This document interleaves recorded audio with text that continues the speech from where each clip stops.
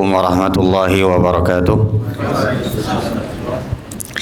Alhamdulillahi rabbil alamin wa bihi nasta'inu ala umurid dunya waddin. Wassalatu wassalamu ala asyrafil anbiya'i wal mursalin wa ala alihi wa sahbihi ajma'in. Amma ba'd.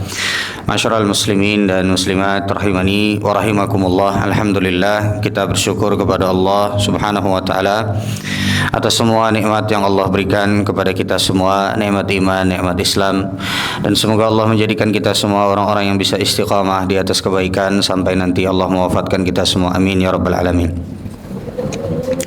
Jamaah sekalian rahimani wa rahimakumullah.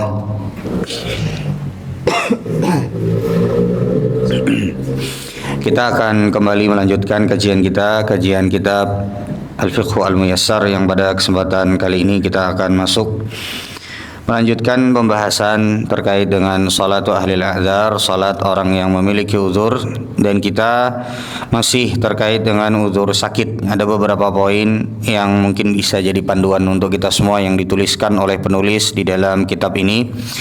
Ulun akan sebutkan terkhusus adalah yang terkait dengan salat yang berkaitan dengan orang sakit. Ini kita akan sebutkan beberapa poin yang menjadi panduan. Yang kemarin terakhir kita sebutkan apa, Pak? Baik. Baik, kemudian yang berikutnya kita ambil yang berikutnya. Penulis di sini mengatakan yajibu 'alal maridi an yutahhira thawbahu wa badanahu minan najasat fa in ajiza shalla 'ala halihi wa salatuhu sahihah. Wajib dan harus bagi seorang yang sakit membersihkan pakaiannya serta badannya dari segala bentuk najis. Apabila dia tidak mampu, apabila terhalang dia dari membersihkan najis dari badannya, maka dia sholat sebagaimana keadaannya dan sholatnya sahih. Ulun beri contoh poin ini adalah misal seseorang dia sadar dan bisa untuk sholat, tapi karena dia sakit dan harus menggunakan pampers dan tidak bisa menggantinya pada saat itu karena misal tidak ada orang, sehingga daripada waktunya habis, maka dia sholat dalam keadaan menggunakan pampers meskipun di dalamnya ada najisnya dan sholatnya sah. Bisa dimengerti jamaah sekalian? Jadi kalau seandainya tidak ada yang bisa membantunya untuk membersihkannya, maka dia sholat sebagaimana keadaannya dia dan tidak keluar dari waktunya, dan sholatnya adalah sholat yang terhitung sah sebagaimana dikatakan oleh penulis di sini. Poin yang berikutnya, yajibu 'alal maridi an yusalliya 'ala syai'in tahirin fa in ajiza shalla 'ala ma huwa 'alaihi wa salatuhu sahihah wa la i'adata 'alaihi. Ya, seorang yang sakit ini kurang lebih ya dengan yang sebelumnya, tapi kalau yang sebelumnya berkaitan dengan pakaian dan badan, kalau ini berkaitan dengan tempat. Bisa jadi badan seseorang bersih, pakaiannya bersih, tapi tempat dia sholat tidak bersih dan tidak ada yang bisa untuk membantunya berpindah dari tempat tersebut. Fa in ajiza shalla 'ala ma huwa 'alaihi wa salatuhu sahihah. Kata penulis, apabila dia tidak mampu untuk berpindah dari tempat yang kotor, dari tempat yang ada najisnya, maka dia sholat di tempatnya dan sholatnya tetap sah dan tidak perlu mengulang sholatnya. Jadi ada satu hal yang perlu kita fahami, kalau kita sebut sholat itu adalah sholat yang sah, berarti konsekuensinya tidak perlu mengulanginya. Itu konsekuensi dari ketika kita mengatakan sholatnya sah. Baik, kemudian yang berikutnya, ini yang nomor berapa, Pak? Kalau ini kan berarti nomor 2. Kalau digabung dengan yang sebelumnya nomor berapa? 3 apa 4? 5. Baik. Sekarang nomor 5. Wa yalzamu al-maridu an yusalli al-fariidata qa'iman walau munhaniyan wala ba'sa in i'tamada ala 'asa aw jidar. Apabila seorang yang sakit dia tidak mampu untuk sholat dalam keadaan normal berdiri sebagaimana biasanya, maka hendaknya dia sholat berdiri meskipun harus bersandar ke tembok atau menggunakan tongkat. Jadi sebelum kita sholat duduk, apabila kita masih mampu untuk sholatnya itu bersandar ke tembok kah, atau misalnya menggunakan tongkat kah, maka apabila kita masih mampu melakukannya, kita jangan sholat duduk terlebih dahulu. Artinya yang pertama kali kita lakukan adalah cari sandaran atau ambil tongkat untuk kita bisa kuat sholat berdiri di situ kalau masih mampu. Kalau masih mampu, baik. فإن عجز عن القيام أو كان في قيامه مشقة ظاهرة أو تأخر برء أو زيادة مرض صلى قاعدا. Apabila juga tidak mampu, yang menyebabkan kalau dia memaksakan sholat berdiri akan terlambat kesembuhannya atau akan menjadi tambah penyakitnya, maka sholatlah dia dalam keadaan duduk. Bi an yajlisa mutarabbi'an, yang lebih afdal, yang paling bagus salatnya adalah bersila.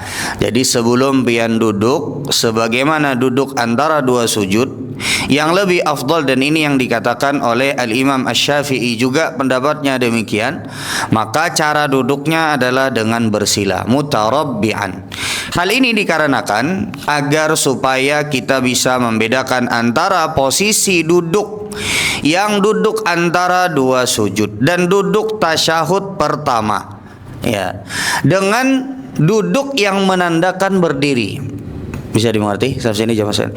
Kan pian duduk, ya, bersila itu menandakan bahwa pian itu sekarang bukan dalam keadaan antara dua sujud, bukan dalam keadaan tasyahud pertama, juga bukan. Sehingga dimasukkanlah duduk yang bentuknya tidak ada di dalam sholat untuk mengganti berdiri, sehingga kita lebih mudah untuk mengingat, oh sekarang saya posisinya sebenarnya bukan dalam keadaan duduk antara dua sujud, bukan duduk tasyahud pertama, sehingga dijadikan duduk itu duduk bersila. Sebagaimana diriwayatkan oleh Aisyah radhiyallahu taala anha, dan ini hadisnya adalah hadis yang sahih, diriwayatkan oleh Al-Imam An-Nasai, hadisnya disahihkan oleh Syekh Al-Albani. Aisyah mengatakan, ra'aitun Nabiyya sallallahu alaihi wasallam yusalli mutarabbi'an. Aku melihat Rasulullah sallallahu alaihi wasallam salat dalam keadaan bersila. Berarti Rasulullah pernah melakukan salat dalam keadaan bersila. Walahu an yajlisa ka julusi tasyahud, walahu an yajlisa 'ala al-hay'ati allati tashulu 'alaihi wa la yanqusu dhalika min thawabihi. Kalau tidak mampu atau sulit untuk duduk bersila, maka hendaklah dia duduk sebagaimana duduk di antara dua sujud. Kalau tidak mampu juga karena betis dilipat sakit, maka silahkan duduk sebagaimana yang pian bisa. Hendak behunjur kah bahasa Banjar? Hendak belipat sebuting, behunjur sebuting, atau hendak bertelimpuh, atau hendak kayak apa aja, asalkan jangan sampai duduknya itu masuk ke dalam duduk-duduk yang terlarang. Contoh seperti duduk sebagaimana duduknya syaitan. Kita sudah pernah jelaskan di sini sebagaimana ya di dalam hadis Rasulullah sallallahu alaihi wasallam melarang duduk uqbatus syaitan, ya, duduk di atas. Dan kita sudah sebutkan bagaimana cara duduknya. Nah, kalau seandainya kata kawajua posisi yang paling dia bisa itu duduk sebagaimana uqbatus syaitan. Duduk uqbatus syaitan itu pantatnya ke bawah, kakinya samping-samping ini. Tahu lah Ben lah, bisa lah. Ya, nah, kayak apa? Contohkan nggak? Bisa lah. Kayak gini. Ini ada banyak tafsiran uqbatus syaitan, tapi diantaranya adalah seperti ini.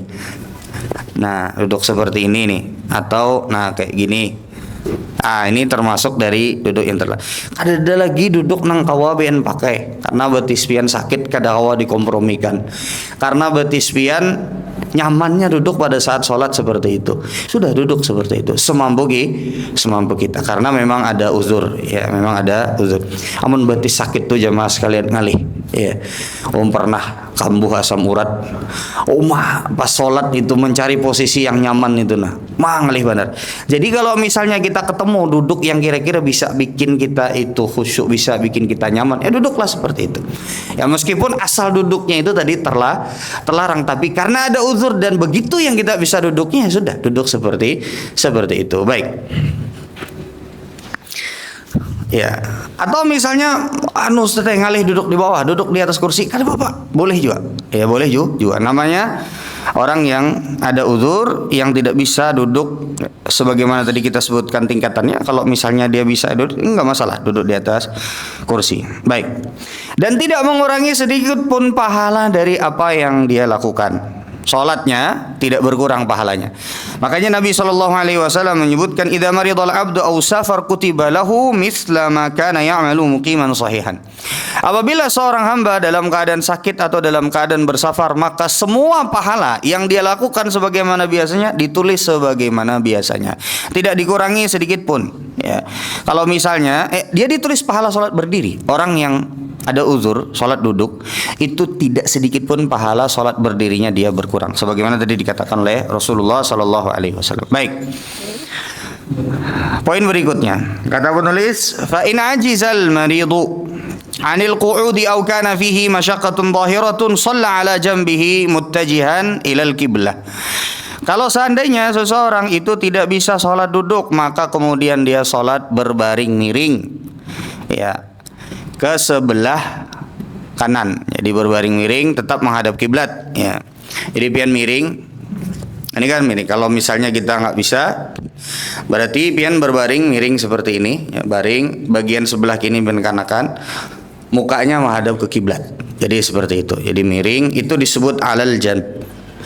Kalau paling bagus itu bagian sebelah kanan. Pian mau sholat malam misalnya, lalu kemudian pian rasa kurang enak badan, duduk susah, ya, atau bahkan misalnya sholat fardu duduk susah, sudah sebelum pian berbaring, ya, sebelum pian berbaring bertelentang ada satu tahapan lagi, yaitu adalah berbaring ke sebelah kanan, mengenakan bagian lambung sebelah kanan kita, wajah menghadap ke kiblat. Bisa ya, pian bayangin ya. Ini beginilah. Ini tidur rebahan ke sini, kemudian wajahnya menghadap ke kiblat. Nah, jadi seperti itu. Kalau tidak bisa ya sebelah kiri. Ya. Kalau tidak bisa pas sakitnya di lambung sebelah kanan, ya udah sebelah kiri, tidak menjadi masalah. Baik. Mana yang lebih afdal? Yang lebih afdal adalah ke sebelah kanan. Tapi kalau tidak bisa, ya sudah berarti sebelah kiri. Sebelah kiri itu kayak Pak, bukan berarti menghadap ke sana. Kepalanya dipindah ke sebelah sini. Jadi lambung kiri yang dikenakan lantai. Baik, kemudian yang berikutnya. Poin yang berikutnya, fa in ajizal maridu an istiqbalil qiblati aw lam yajid man yuhawwiluhu ilaiha fa innahu yusalli ala hasabi halihi fa yusalli ila ayyi jihatin tashulu alaihi. Kalau seseorang itu tidak memiliki atau tidak punya orang yang membantu dia untuk memindahkan dia dari arah yang tidak menghadap ke kiblat ke arah menghadap kiblat. Kalau tidak punya nih, dia sakit sendirian di rumah sakit. Pas waktu sudah mau habis, orang yang nungguin dia pada pulang semua. Dia mau sholat. Ya qaddarallah waktu sholat sudah mau habis. Tepo umbai bulik nang menjaga ini. Di kiau-kiau dipencet-pencet perawatnya. Tak ada juga. Atau misalnya pas nang datang nih perawatnya bibinian, pian takut bersentuhan dan lain sebagainya, susah. Waktu sudah mau habis dan lain sebagainya, daripada nanti mudarat, ya kan, diikuti bibinian, pian diangkut oleh bibinian, nanti takutnya jadi mudarat. Sudah, ya, sholatlah pian menghadap ke arah mana saja yang memang, ya, yang memang itu, ya, artinya paling memungkinkan. Tapi kalau misalnya bibinian Ustaz, tapi kadang menyentuh, inya kawa bibiniannya misalnya yang disentuhnya adalah ranjangnya, diputar ya ranjangnya, itu ada Bapak.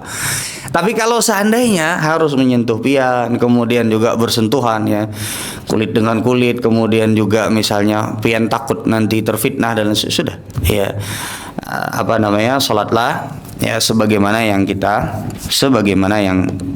kita hadapnya kemana itu tidak menjadi masalah. Baik. Kemudian yang berikutnya,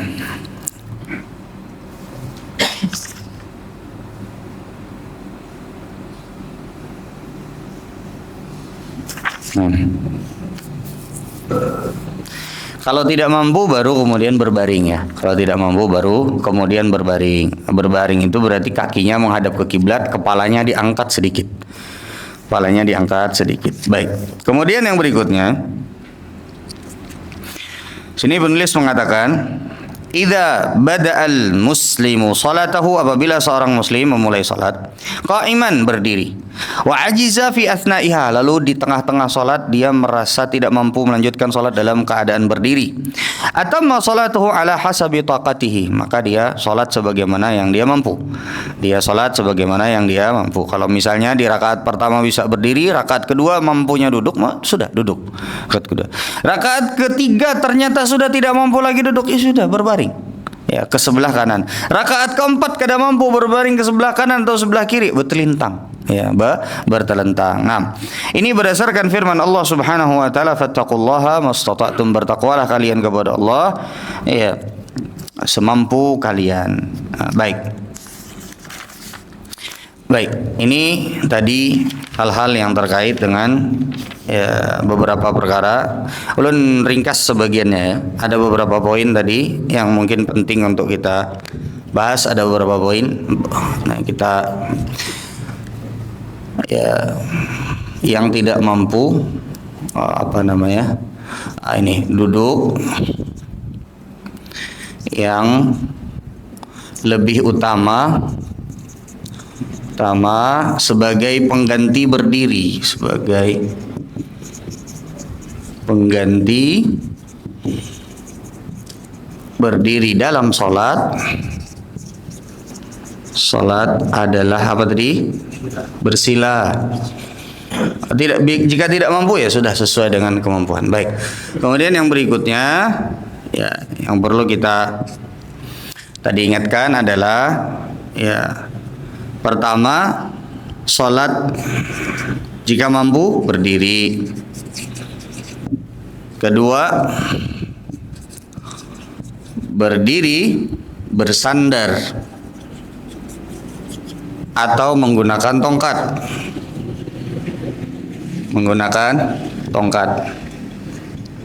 Ini kalau mampu. Berikutnya, duduk. Kalau nggak mampu berdiri ya duduk. Kalau tidak mampu duduk berarti miring ke kanan atau ke kiri, wajah menghadap kiblat. Wajah menghadap kiblat. Jika tidak mampu juga berarti berbaring. Berbaring dengan kepala diangkat.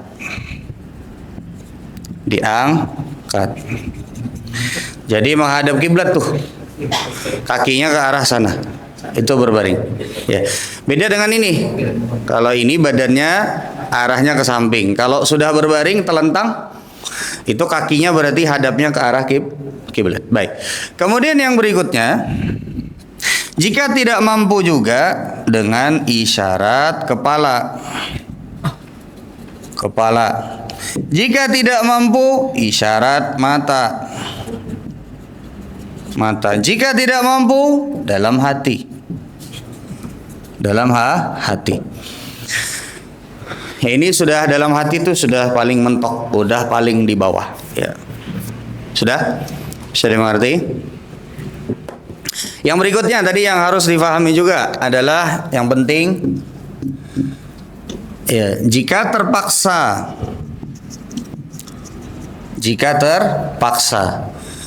boleh salat sebagaimana keadaan,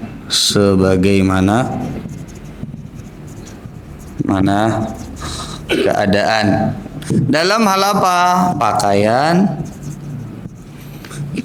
yang ada najis atau begini.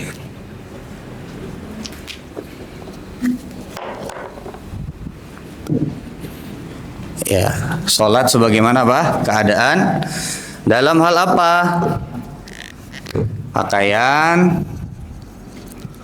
terus badan, tempat yang apa?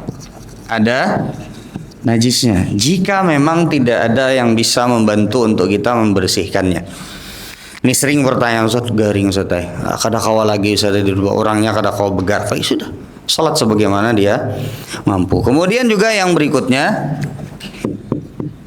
nih ya, arah kiblat. Kalau tidak ada yang bisa membantu dia merubah arah kiblat dia, maka dia sholat sebagaimana arah yang saat itu dia mampu untuk menuju ke arahnya.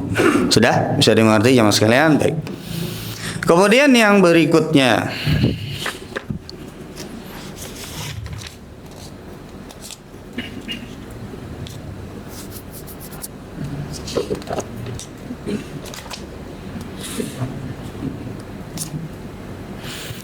ini juga penting.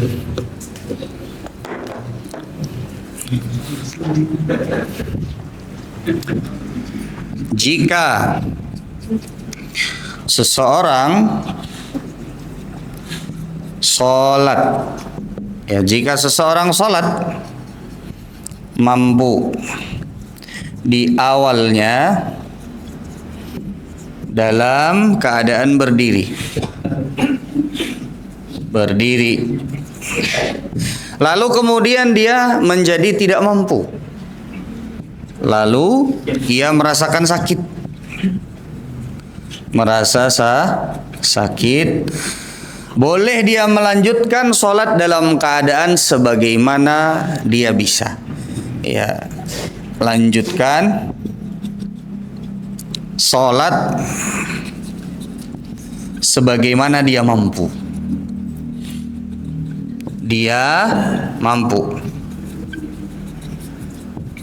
Lanjutkan sholat sebagaimana dia mampu. Kalau dia mampunya misalnya berdiri, lalu di rakaat berikutnya dia nggak mampu berdiri, akhirnya dia harus nyenderan ke tembok, sudah sender ke tembok. Ya, asal jangan merepotkan orang, nyendernya ke orang, diragapnya kawannya, saya 4 anulah aja, terganggu kawannya, jangan. Kalau itu sudah, pian jangan seperti itu, sudah duduk saja. Kalau misalnya tidak mampu, ya.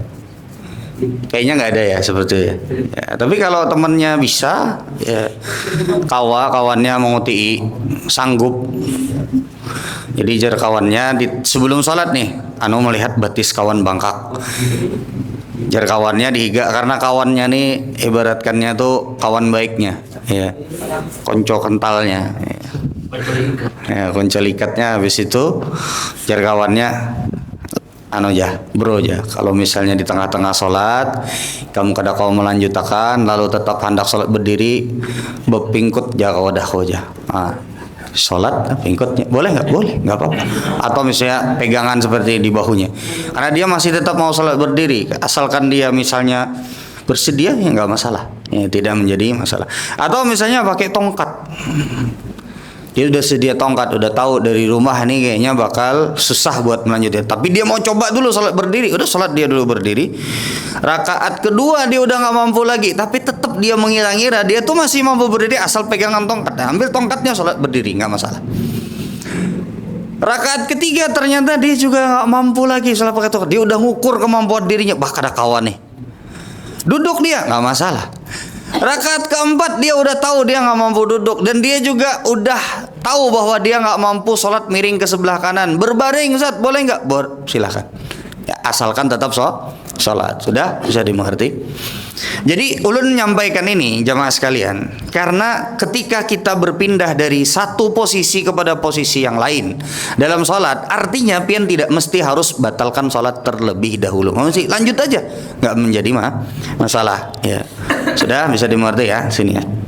Ada sebagian yang ulun lihat ketika mereka tidak mampu untuk sholat berdiri lagi, ya akhirnya sebagian dari mereka keluar dulu dari sholat, ya, batalkan dulu sholatnya, baru kemudian takbir basah. Dia kira untuk berpindah dari posisi berdiri kepada posisi yang duduk yang dia tidak mampu lagi untuk berdiri, dia harus batal dulu. Padahal enggak, lanjut aja sholatnya. Dan Allah Subhanahu Wa Taala Maha Tahu. Makanya dalam Al-Quran disebutkan, fattaqullaha mastata'tum, bertakwalah kalian kepada Allah semampu kalian. Sudah bisa dimengerti? Baik.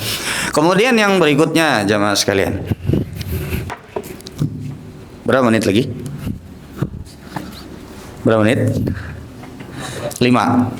Oh, 8. Baik. Kemudian yang berikutnya kita masuk ke dalam Kita masuk ke dalam pembahasan salat seorang musafir. Salatu al-musafir. Jadi yang pertama tadi salat orang yang ada uzur itu masuk di dalamnya adalah salat orang yang sakit, dan itu sudah sebagian hukumnya kita sebutkan sebagaimana disebutkan oleh penulis di kitab ini. Kemudian yang berikutnya adalah salat orang yang musafir. Nah, ini termasuk uzur juga. Karena ada keringanan di situ. Makanya ada rukhsah karena memang ada uzur. Baik. Penulis mengatakan di sini minal ahkam al-muta'alliqati bis salati hal as-safari qasru salati rubaiyah. Di antara hukum terkait yang berhubungan dengan salat seorang yang musafir, ini yang suka safar, ini sangat perlu untuk memahami pembahasan masalah ini. Adalah qasru salati rubaiyah. Mengqasar salat yang 4 menjadi 2. Dalilu dzalika, dan dalilnya adalah firman Allah, wa idza darabtum fil ardi falaisa 'alaikum junahun an taqsuru minas salati. Apabila kalian dalam perjalanan, maka tidak berdosa bagi kalian apabila kalian mengqasar salat. Ini firman Allah di dalam surat An-Nisa ayat yang ke-101. Wa qasru salati huna laisa maqsuran 'ala al-khawfi bidalili ma rawahu Muslim. Dan mengqasar salat tidak mesti kalian itu dalam keadaan takut, sebagaimana diriwayatkan oleh Imam Muslim. Jadi tidak harus kita itu takut dulu baru boleh mengqasar salat, tidak demikian. Berdasarkan sabda Rasulullah sallallahu alaihi atau berdasarkan hadis yang diriwayatkan oleh Al-Imam Muslim. Iya. Di mana Rasulullah sallallahu alaihi wasallam ditanya, ya, di mana Rasulullah sallallahu alaihi wasallam ditanya oleh Umar bin Khattab. Umar bin Khattab berkata kepada Rasulullah SAW, "Ajibtu mimma ajibat minhu." Fadzakartu dzalika li Rasulillah sallallahu alaihi wasallam. Jadi salah seorang sahabat bertanya kepada Umar tentang ini, kan di ayat ini mengqasar itu kalau kita takut saja. Fa in khiftum, ya, apabila kalian takut, an yaftinakumul ladzina kafaru. Jadi ini ayatnya terkait dengan peperangan dan pertempuran, ya.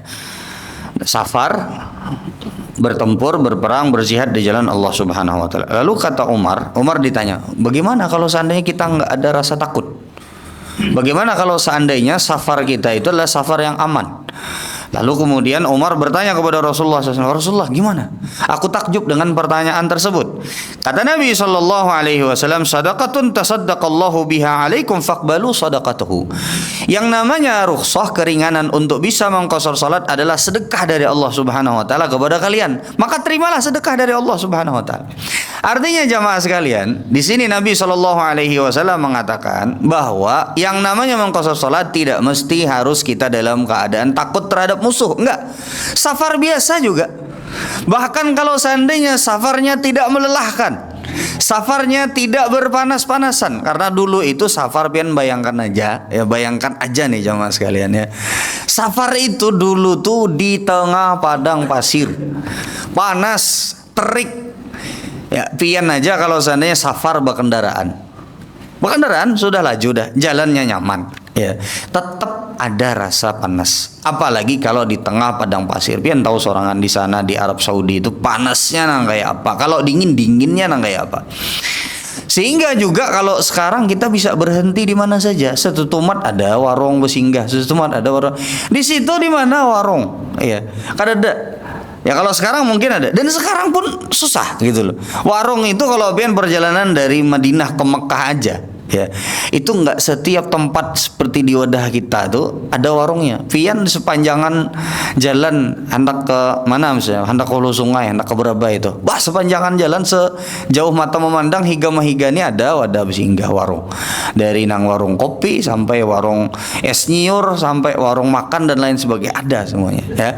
Nah, jamaah sekalian rahimani wa rahimakumullah, ya, meskipun perjalanan itu mudah, tapi kalau dia disebut sudah safar, bersafar, maka kata Nabi Shallallahu Alaihi Wasallam, itu adalah sedekah dari Allah yang Allah berikan kepada kalian. Faqbalu sadaqatahu, maka terimalah sedekah dari Allah. Artinya meskipun tidak berat sebuah perjalanan, tetap kita boleh mengqashar salat. Baik, ini kita belum masuk ke hukum ya, baru kita mukaddimah yang disebutkan oleh penulis. Baik, lalu kemudian ini dalil-dalil bolehnya kita mengqashar ya. Juga di riwayat Abdullah bin Umar radhiyallahu taala anhuma, qala, beliau berkata, ini hadisnya di dalam Sahih Bukhari.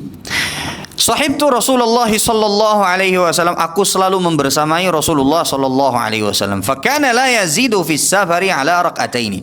Rasulullah tidak pernah menambah jumlah rakaat yang mestinya salatnya 4 melebihi dari 2 rakaat. Maksudnya Rasulullah itu selalu mengqashar, tidak pernah mengitmam, tidak pernah melengkapkan pada saat beliau dalam keadaan safar, selalu mengambil rukhsah.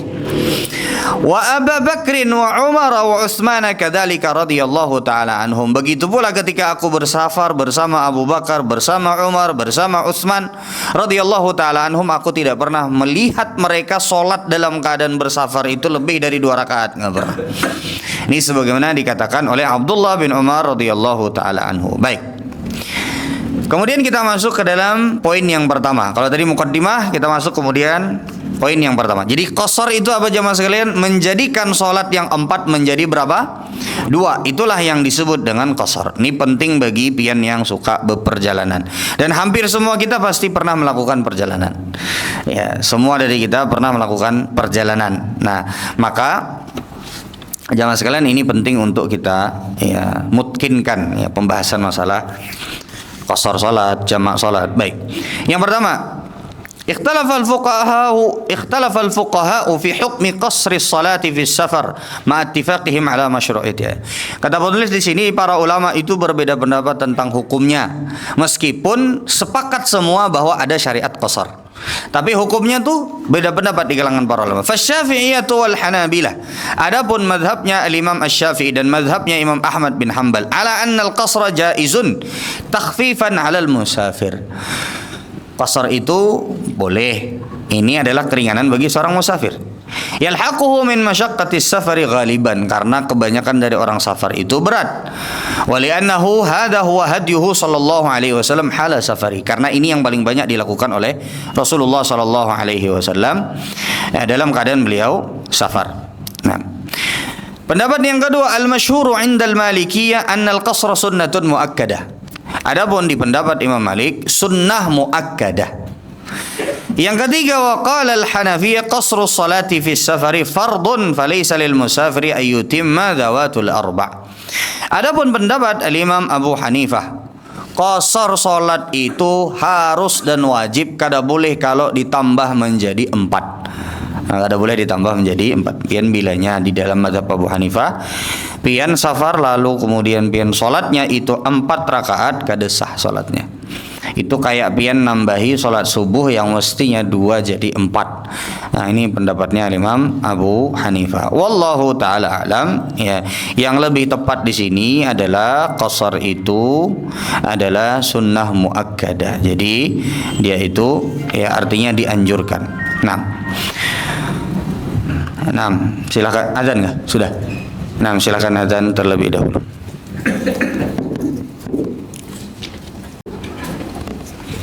Bismillah, wassalatu wassalamu ala Rasulillah wa ala alihi wa sahbihi ajma'in, amma ba'd. Baik. Jadi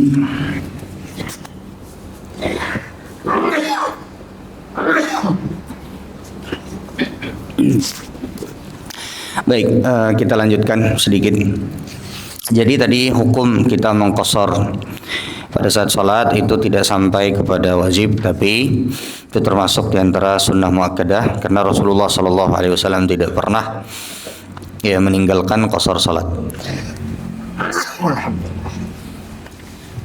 Baik, kemudian kita masuk sedikit ke pembahasan syarat bolehnya mengqashar salat. Syarat bolehnya mengqashar salat. Yang pertama di sini penulis menyebutkan ishtarata jami'ul fuqaha li jawazi qasr salat. Jadi kalau pian mau mengqashar, apa saja yang harus pian perhatikan yang merupakan syarat pian boleh mengqashar salat. Baik, yang pertama, Penulis menyebutkan adalah ishtarata jami'ul fuqaha li jawazi qasri salati an-niyatu lis-safar. Yang pertama syaratnya adalah niat untuk bersafar. Niat bersafar, bukan niat mengqasar salatnya ya. Ini ada pembahasan sendiri. Niat pian melakukan safar. Ulun beri contoh ya. Pian hendak ke kandangan. Kandangan itu sudah batas safar. Lalu kemudian dari Banjar nih pian sudah berniat. Oh iya, aku ini hendak ke kandangan. Dasar bujur hendak ke kandangan. Dari awal pian turun mulai rumah, pian hendak ke kandangan. Baik. Itu namanya pian berniat untuk safar. Niat safar ke kandangan. Kasus kedua adalah bini pian pas hamil hendak makan wadai. Cari oleh pian, cari ya Pal 7. Jadi Pal 7, orang di Pal 7, no pindah warungnya ke sana sedikit, ke sana sampai ke Martapura. Nang di 7 tadi nih warungnya nih di Martapura, alamatnya sudah pian. Oh ya, sudah Martapura. Ujar orang nang di Martapura, nah hanyar sebulan tadi pindah warungnya. Ya. Ke sana lagi pian, sampai ke Rantau, sampai ke kandangan pian mencari tetamu di kandangan warungnya. Bisa dimengerti sini? Itu pian tidak berniat untuk safar, maka hukum asalnya, dan ini disebutkan di dalam di dalam literatur fikih, ini syarat yang disebutkan oleh semua para ahli fikih. Jadi kalau pian kada berniat safar, tiba-tiba sampai tak ke Jakarta, ya, misalnya terbuat dalam kapal kah, atau buat dalam pesawat kah, kada kawa balik lagi. Itu kalau ketika pian tidak memiliki niat untuk safar, maka hukum asalnya tidak boleh mengqasar salat. Bisa dimengerti sampai sini? Ya kan ada niatan pian untuk safar. Berbeda dengan yang kasus tadi, pian berniat untuk safar. Kemudian untuk safar itu pian ibaratnya ke mana namanya? Pian hendak ke kandangan di Banjarbaru lan Martapura gin sudah boleh pian mengqasar salat. Ya. Tapi ini tadi niatnya tuh mencari wadai. Pikiran kita wadainya tuh bahari warungnya di Pal 7, sekalinya dipadahkan pindah ke Gambut, akhirnya dan di Gambut menyambat pindah ke Martapura, nang di Martapura menyambat pindah ke mana sampai tak ke kandangan pian hanya dapat warungnya. Adalah nang itulah. Bisa ya ada Pak. Saya ada. Itu nanti takut bini, lawasnya aja bini, bayar kapal 7 aja. Ujar pian aku sampai tak ke kandangan mencari akan. Nah, itu bisa. Nah, jadi seperti itu. Jadi harus ada niat untuk bersafar baru boleh kita mengqasar salat. Tapi kalau nggak ada niat, seperti tadi kada sengaja. Iya. Pian ingatlah ada beberapa waktu yang lalu orang mengantarakan ke kapal antarakan keluarga nih, sekalinya kapalnya boleh terbuat menangis di kapal, maka jauh kayak apa anak bulik hamuk kayak di kapal berguling-guling, kenapa lagi sudah kapalnya maulah kapalnya pulang berbulik. Nggih, jadi seperti itu. Sudah bisa dimengerti sampai sini? Baik. Kemudian yang berikutnya ini agak panjang ya. Kalau ini yang pertama kan niat safar. Yang berikutnya ini agak sedikit panjang ya, tapi kita ambil nanti ya. Mungkin pekan depan saja ada masafah, syarat masafah ya, mungkin masalah jarak itu juga termasuk syarat. Bagaimana kalau jaraknya itu bisa ditempuh 2? Pian ada jaraknya itu yang 80 kilo sebuting jalan, sebutingnya lagi lebih pendek 30 kilo aja. Nah, mana apakah kalau pian mau ke situ itu pian boleh mengqasar salat? Karena secara letak dia itu jalannya 80 kilo, tapi ada jalan pintasnya hanya 20 kilo atau 30 kilo, setengah jalannya misalnya. Apakah pian juga boleh mengqasar menjamaah? Nanti akan kita bahas. Kemudian yang berikutnya juga al-khuruju min imran baladihi atau baldatihi, sudah keluar dari batas kotanya. Kemudian yang keempat adalah niat untuk mengqasar salat. Kemudian yang kelima adalah safarnya itu adalah safar mubah, bukan safar maksiat. Nah, ini adalah beberapa syarat, nanti akan kita bahas. Kurang lebih 5 tadi yang ulun sebutkan, nanti insyaallah akan kita bahas pada pertemuan yang akan datang. Dan rasa kita cukupkan sampai demikian. Kita tutup dan doa kafaratul majelis. Subhanakallahumma wa bihamdika asyhadu an la ilaha illa anta astaghfiruka wa atubu ilaik. Assalamualaikum warahmatullahi wabarakatuh.